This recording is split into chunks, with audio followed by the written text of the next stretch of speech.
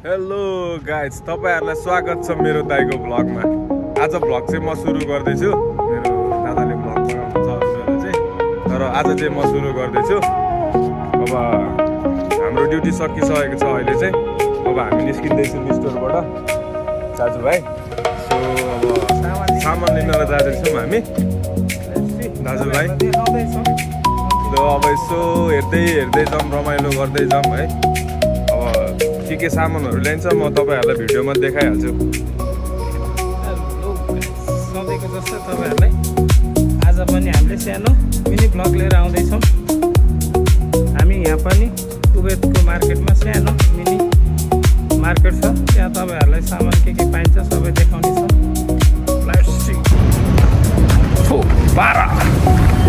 हामी चाहिँ सामान किन्न जाँदैछौँ, तपाईहरुले देख्न सक्नुहुन्छ। यो मेरो भाइ सधैँको जस्तो भ्लगमा साथ दिन्छ।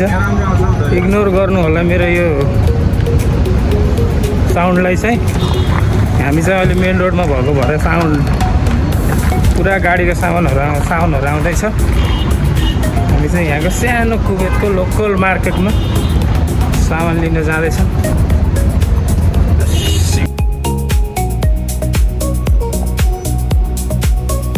यो भनेको हाम्रो रातिको 10 बजेको भ्यू हो हाम्रो होटल अगाडिको, तपाईहरुले देख्न सक्नुहुन्छ। हामी चाहिँ यहाँ सानो सामान किन्न गइरहेको छौँ। कुवेतकै लोकल मार्केट हो सानो, तपाईहरुलाई देखाउने छ। अन्तिमसम्म हेर्नु होला यहाँको रातिको view. Look at the view guys. यो बिल्डिङ तपाईहरु देख्न सक्नुहुन्छ। यहाँ मेरो भाइ छ। अब हामी चाहिँ रोड क्रस गर्छौँ, त्यसपछि तपाईलाई देखाउने छौँ। Look at the guys. यो चाहिँ म्याकडोनल्ड भर्खरै ओपन भएको।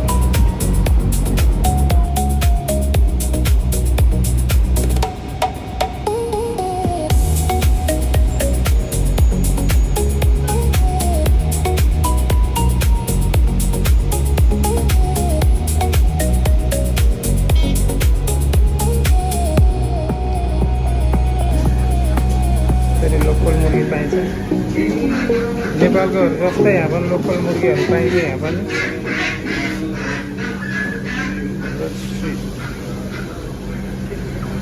अन्डा लिएर आइसकेको छ, देख्न सक्नुहुन्छ।